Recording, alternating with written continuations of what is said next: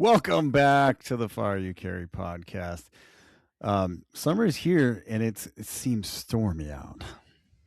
Yeah, it was cloudy all day at my house yesterday. It felt like it was going to rain thunderstorms, but we didn't get anything. But there's clouds even here now in Altadena, where I currently reside. Let me ask you this. Where the kids are in normal public school and they're off on summer right now, Yeah, appropriate. and which is great.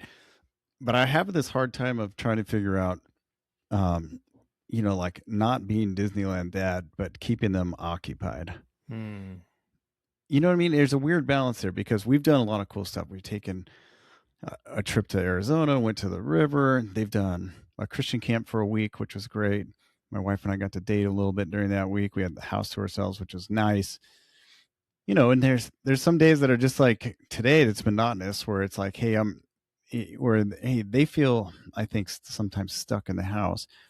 And you want to provide stuff, but at the same time, everything is so expensive. They can't go to Disneyland every day or to go to the beach or to go to do something. So I wanted to ask you, as like, you probably have more days than we do like that because you guys homeschool, but is there less structure? Do you have an idea of what, does this make any sense? I'm trying to figure out, like, hey, I want to give them an idea of what to do today, but it doesn't have to be some crazy extravagant thing. I read something recently, and I cannot remember where, but the person writing it, who I will quote, but paraphrase, was essentially saying that as parents, it's not your job to entertain your kids. I like that. And I like that too, in theory. The problem becomes, let's just do a little contrasting, right? Okay. When you and I were kids, way back in the day, there was a lot more, you've called it, what did you call it? Free range, dude. Yeah, free range. There was a lot more free range parenting going on, where you would jump on your BMX bike and literally ride to the beach, which was like 50 miles away. And I would just wander off into the forest. Right. And we wouldn't come back until the end of the day. And there was no cell phones. And so our parents really had no idea where we were. That was obviously a different time. You and I got into different various kinds of trouble during those phases of life. So did every other kid who was raised that way, right? Because that type of unsupervision and not being provided with entertainment by your parents will lead to kids, the youth, getting in trouble. But it also leads to figuring out life, learning lessons, right? Well, obviously we can't do that now. But while I heartily agree with the principle that we don't have to entertain our kids all the time, I still find myself constantly trying to entertain Indy and like trying to keep him busy. Because when he's not entertained, especially right now in the mode that he's in, the phase of life he's in, he's kind of like moping around the house, and then he's constantly asking to play video games. And yeah, finding that balance between doing something with him that isn't breaking the bank, because you're right, we can't be, I feel like financially can't be Disneyland dad. We're going to Disneyland all the time. And then just time-wise, it is a difficult balance. And I think that's what it is. I think it's a balance. Yeah, but it's hard. I mean, because I think generationally we can't repeat what we had. There's no way you to repeat that, because now there's phones, there's Life 360, there's locations, you know what I mean? And it's just a different type. I mean, I think parenting has changed dramatically since when we grew up. So I think it's different. I try to give them, like, I guess there's fear there. I try to give them a lot of freedom because they do have bicycles and they can ride, and they will sometimes ride to the park or something. But one of the last times we went, they were saying there was all these boys that showed up on e-bikes, and I'm like, well, that's it. We ain't riding to the park no more. You know what I mean? Yeah. And I guess with girls, I'm definitely more hesitant to just send them out into the wild because they're girls, and I know that they're capable and they can make right decisions, and there's not, but I do think, I don't know, maybe there's exposure to the world or evil or whatever, but I just definitely, boys, I'm like, yes, get out there. I don't know, for the girls, for some reason, I feel much more protective of them. Yeah. Well, dude, even for us, you've been to my house. Yeah. We live right next to that patch of forest. Indy will go into the patch of forest. We always require that he brings Charles the dog with him when he goes. But even that right now, there's been a man who is currently homeless living in his car who's been parking on the street above our house. So right above the patch of forest where Indy would go play. So even in my neighborhood, now Right. I've gone and talked to this guy. I've checked him out. I don't feel like he's a threat. He's just a guy, an older guy down on his luck. But still, even having talked to him, engaged with him, seen him, I still don't want Indy out there in the woods by himself when this Right. guy's parked on the street right there. Like, it's not going to be a thing. So it is difficult. And I think it does take a little bit of discipline, at least for me and my wife, on those days when yesterday is actually a perfect example. Yesterday I was home, but I was really engaged creating a slideshow for a gentleman who has been in the leadership of the Fife and Drum Corps, and he's retiring this year, and they're doing their big kind of graduation end of the year party. Actually, today I'm missing it because I'm at work, but I was engaged doing that. Slideshows are like a thing they do. It's like a tradition. So Yeah. I do pictures, and I did a little voiceover work on it. Oh. Thanks, Joe Weldon. Anyway, so I'm engaged in that. It's important. I have to finish it. And Heather is engaged with doing some other stuff for the Fife and Drum. So we're both busy. It takes discipline for me, especially. Heather doesn't struggle with this as much, but my gut instinct when I'm busy and she's busy and I can't entertain this boy, I just go, yeah, go play Minecraft. Right. Because That's then the easy fix, right? on the device. He absolutely loves it, and he's going to be quiet and occupied for as long as I allow him to do it, right? But I know in my heart that's not the right answer. And in fact, I do that. I literally do that in the morning around like 10 o'clock. And normally we only let him play on the weekends and in the evening for a set amount of time. But, whatever. I say yes. I guess yesterday was the weekend. But regardless, it's the morning time. My wife pokes her head out. Did you tell Indy he can play Minecraft right now? Yes. Yes, I did. And we had a little chat. And then I had to pull Indy off the games because she was right. And so then now he's wandering around the house listlessly and aimlessly. And I'm like, he's like, what can I do? I'm like, well, you got your e-bike. He doesn't have an e-bike. You can go ride that in the front yard. You can go read, or you can play quietly in your room. These are your options. Like, I can't, we're not taking you anywhere right now. You're no longer allowed to play video games. I'm sorry that I told you were, but now you're not. And so it takes some discipline for me, especially when I'm engaged in like trying to work on something that I'm not good at, trying to create a slideshow. It takes discipline for me to let him be bored, because it's kind of, I don't want to say it's painful, but it feels bad as dad. Right. Like, especially because I'm home so infrequently, much like you want to be that Disneyland dad. And not that we were going to go to Disneyland that day, but like, yeah, go play Minecraft or put on a movie or anyway, anything. Yeah. And you're right. I've read child psychologists, therapist types, and they said that boredom is good for kids. It creates creativity and they find things to do, and it's great. But I do feel like there was no options, right? There was no Minecraft, or really, there wasn't really that thing. So you just had to get outside and meet your buddies at the park or go wherever. Yeah. And I do feel there's another interesting dynamic. I feel too, like, hey, I was just on for 4 days. I got off. By the time I get home, it's 9:30. There's a couple little things that we have to do at the house, like today. And then I feel like the wife also wants a little entertainment or a little day off, or like for sure. Yeah. Like, hey, we've been stuck in the house for 4 days and we've been doing these things. So I'm like, it's a weird balance, because the kids had gotten into they went on Camp Pondo, and they had a rock climbing thing, like a bouldering thing. Oh yeah. Yeah. And we did a good amount of that when they were a few years ago. And then my daughters came back and said, hey, we want to do more rock climbing. So that's the cool. Rock climbing gym that's right by us. It's a cool little bouldering place. Vital Gym, shout out. It's either you buy $150 a month membership, so for 2 kids, it's $300 a month, or you do the day pass, which is $20 plus $10 for shoes.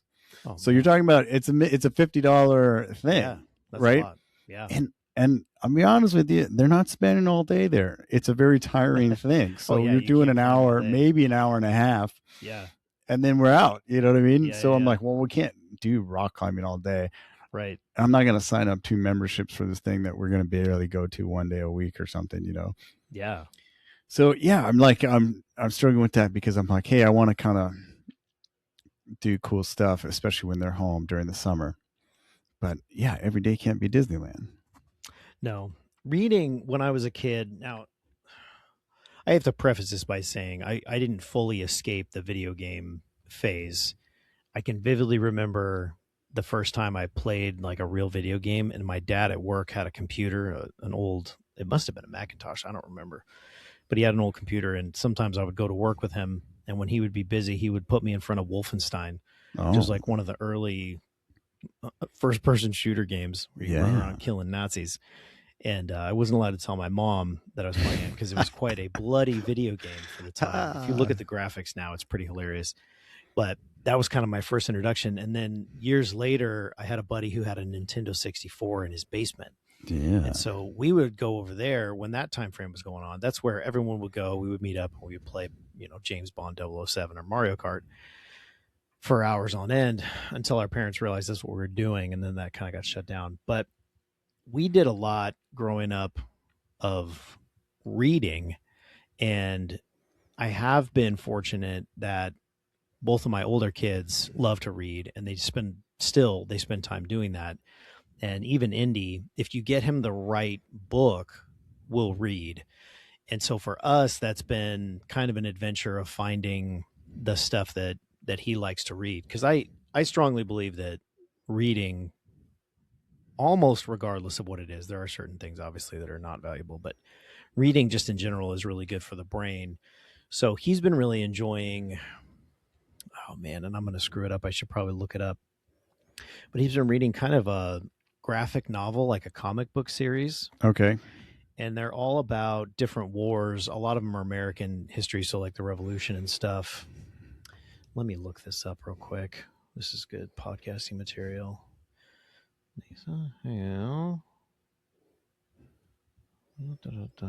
Oh, Nathan Hale's Hazardous Tales. The guy that writes them is named Nathan Hale, who was also a historical figure that he does write about. But Nathan Hale's Hazardous Tales, there's a bunch of them.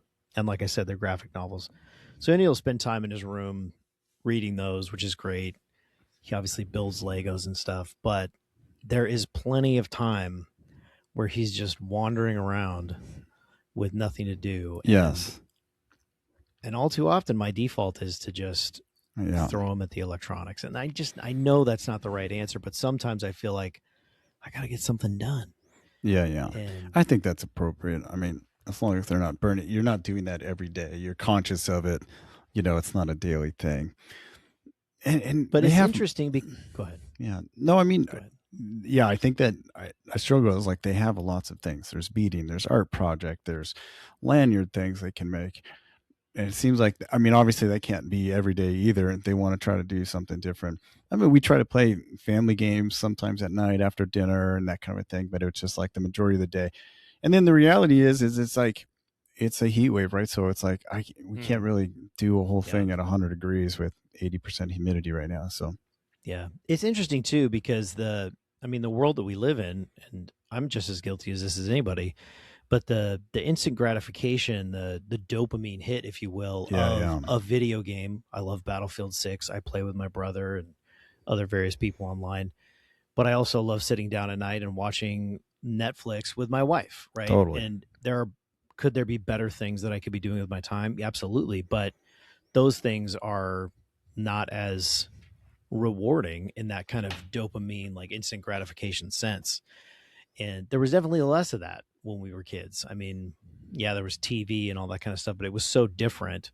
Whereas now everything's streaming, everything's on demand. And yeah, so since we're talking about how bad digital entertainment is, those video games are, I have a movie recommendation. Here we go.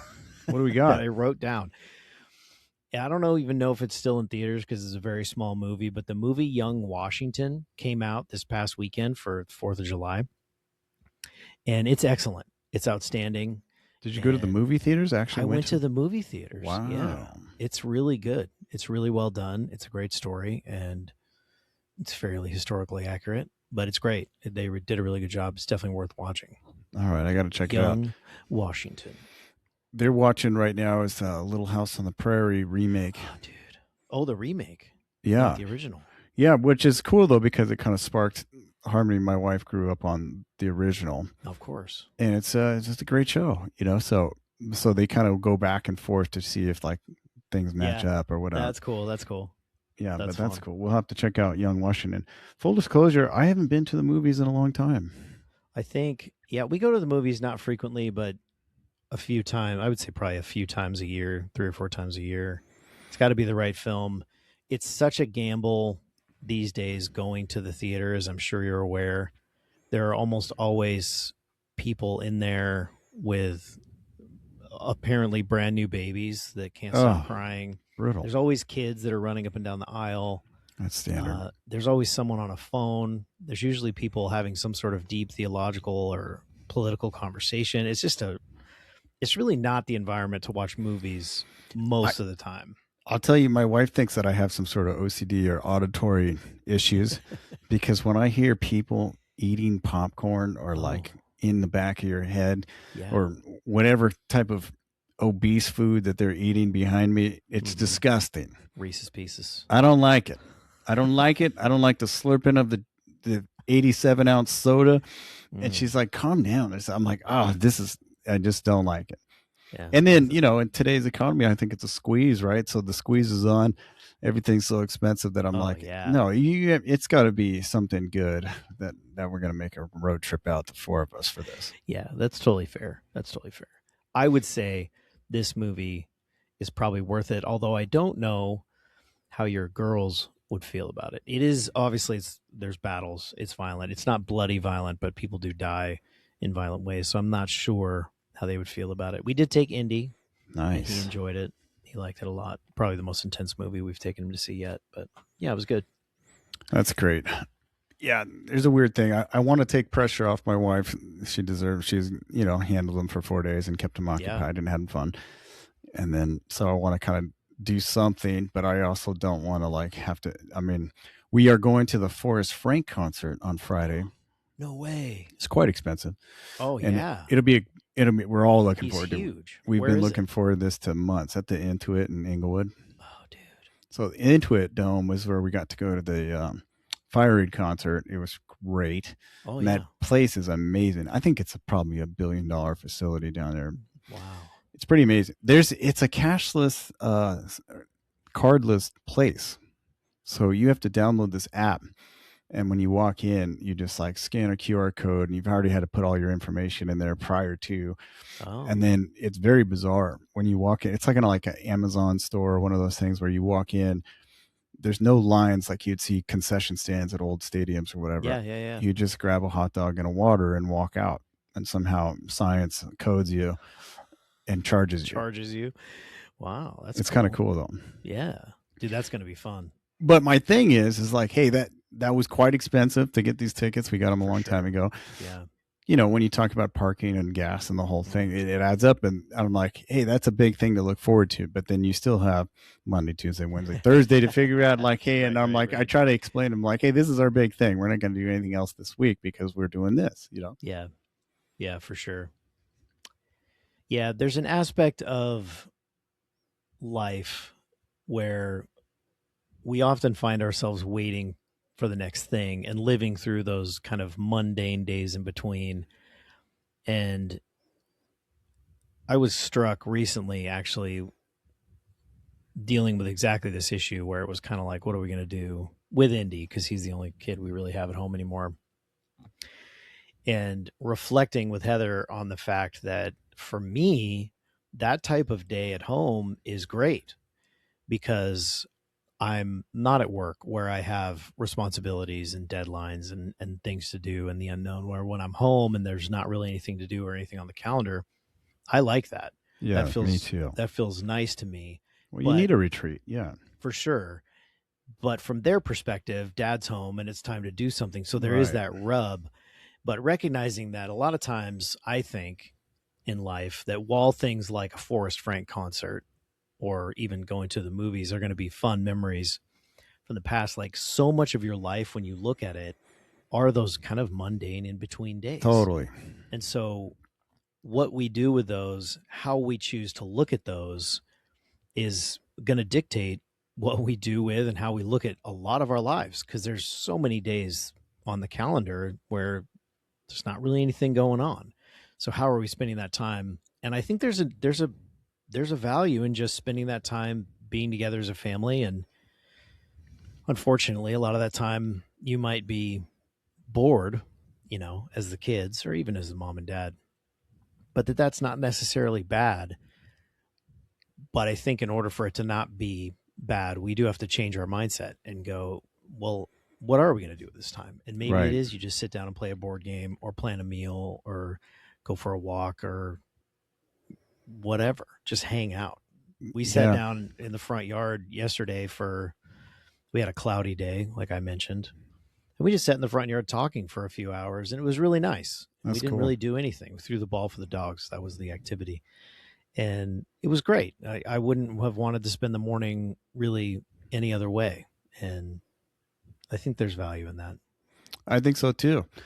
Yeah, we lost. We talked about this. We lost our dog recently, and I realized like the rhythm of the day is a little off, because it's not hey, wake up, take him outside. Right. There's no walk for the day, or a lot of times we would take him to the dog park, which he went ballistic for. Yes. There's all these little routines that I don't think you realize having a dog that kind of go out the window when you don't have the dog. So it felt like almost like the rhythm was off. You know what I mean? Yeah.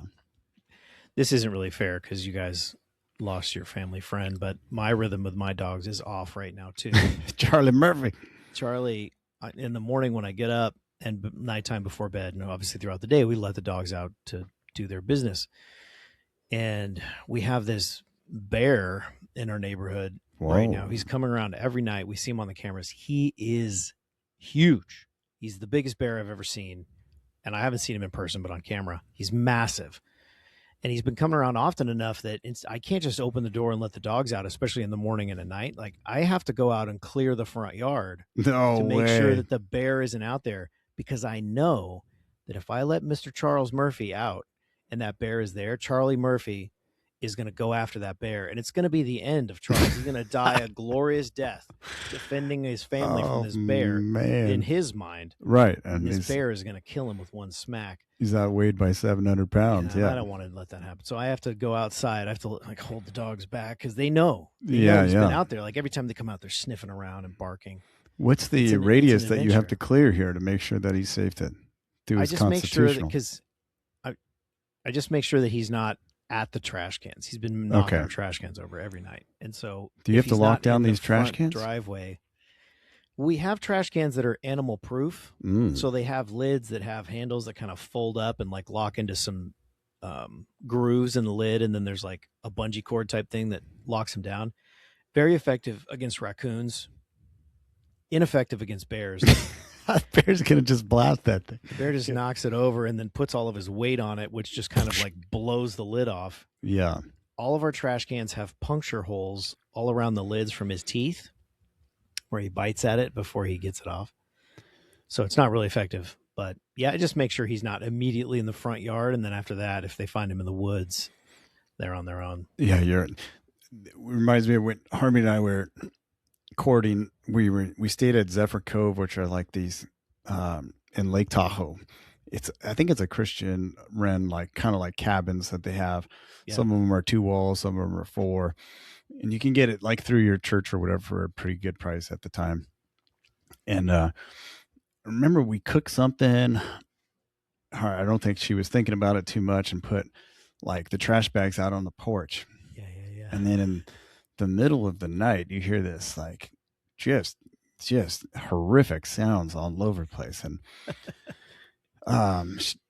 we got up and there's a 600-pound bear on this thing, just snacking on this stuff. Yeah. And it was the summertime in Lake Tahoe, so it's really nice. And he had the door cracked, and there was just a screen door. And so I ran back down, and of course you got boxers on, no shirt, no shoes, no nothing. Of course. Yeah. And I'm like, if this screen door is going to do nothing, you know what I mean? If he leans on it, yeah. This is nothing, right? And so I'm looking and I'm like, oh, what do I do here? I had no idea. We don't have bear spray. We have nothing, right? Right, right.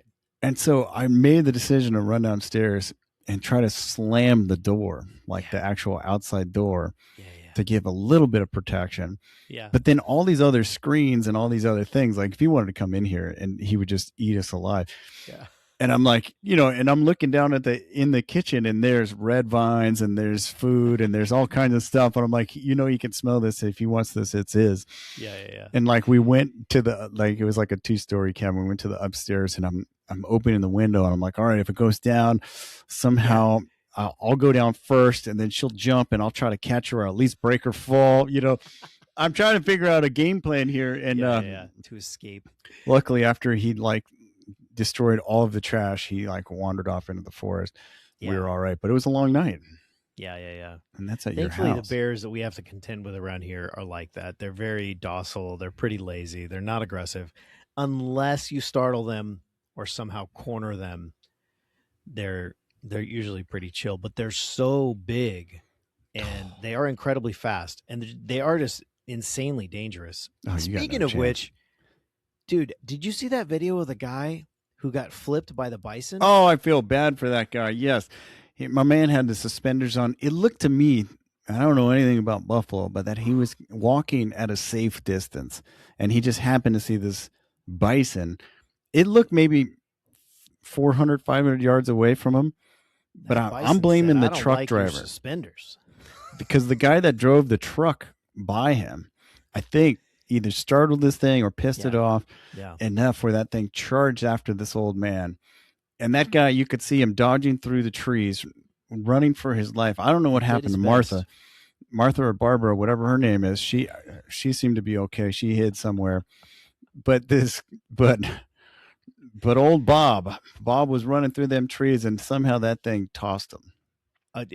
I was walking through the station doing my morning chores and I saw it on the TV. I thought it was AI. I was like, that's not real.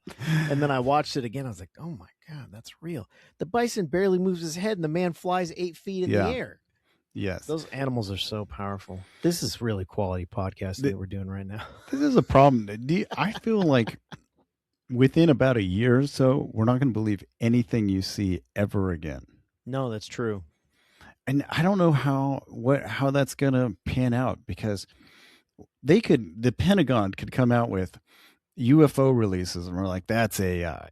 Right. You know what I mean? We've landed on Mars. AI. You know what I mean? Like it's like in almost everything I see online seems like some sort of AI slop and it's only getting better, that I can assume, like Joe Rogan's already talking about how they use his voice in hundreds and hundreds of advertisements and it's not him at all. It's not him. Yeah. I'm sure this is going to happen or already happened with politicians and dignitaries and things like that. It's kind of a bizarre time. Yeah, it really is. I have no idea how we're going to navigate it, but the Lord's in charge. I guess he knows what's going on. All right. Well, after all this, I know. Now I've committed to go try to find something for them to do or encourage them to be bored. Let's see what happens. They love it. I'm going to just give you a pro tip, which you already know. This is for all the other dads out there. Your kids love it when you tell them, well, because they'll tell you they're bored, and when you tell them it's okay to be bored, it's actually good to be bored. They love they love that. It works every time. Every time I tell that to Indy, he just perks right up and he goes to his room and builds his Legos or reads. It's a miracle. Yeah, never. I have one reader. My oldest likes to read. The youngest is just a ball of energy, and it's almost like so much energy. There's no way she's going to sit down and read. So we read to her. We have always done that, you know what I mean? But it doesn't seem like it's a self-starting thing. She wants activities. Yeah. You know what Indy took up? We got to close this out, but I will say this. This has been really funny. Funny's probably not the right word. North, at some point, probably 6 years ago, bought himself a butterfly knife, but it's not a real butterfly knife. It's a trainer. So it doesn't have a blade. Instead of a blade, it has what's shaped like a blade, but it's completely rounded off. It's not sharp. You can't buy butterfly knives in California. They're illegal. If you don't know what a butterfly knife is, look it up. Super fun. So he learned all these tricks. So North will walk around the house with his butterfly knife, which his trainer butterfly knife, by the way, it's made out of like titanium and it's super high end. He spent a couple $100 on this thing. Wow. he's clacking it around and spinning it. It's really cool. Well, he gave Indy one of his older, cheaper models, and now Indy is walking around the house, and the stuff this kid can do, flipping this thing around his thumb, and like, it's really actually very interesting. So he has actually been spending a lot of his boredom time playing with a fake butterfly knife. That's rad. He asked if he could bring it to town the other day when we went to the movie, and we were going to go into like Target or something. He's like, "Can I bring my butterfly knife?" And I was like, "Yeah, absolutely." It's not actually a knife, so he's walking around Target spinning this thing around, and it's a fidget toy is what it is. That's rad. I definitely remember illegally buying a butterfly knife in Chinatown. Yeah. And it was a prized possession. You know what I mean? I didn't know how to do all the tricks, but I had a butterfly. And then, of course, we made, like nunchucks. We just put a piece of chain between two sticks. Right. And then they're very similar to that. Yeah. Let's go I'm going to go make some nunchucks, dude. So all you dads out there, as we close this out, I guess moms too. I know there's moms listening to this podcast as well, but fill us in on what you're doing with your kids. Do you ever let them be bored? Do you have secret ways to entertain them that we're missing? What's your approach on this stuff? And really, what's your mindset behind it? Have you ever thought about it? Are we doing too much? Are we not doing enough? Hit us up in the comments, which you have to do on YouTube. This podcast is available on YouTube. Links are in the show notes. This has been the Fire You Carry podcast. I forgot to do the music. Boop.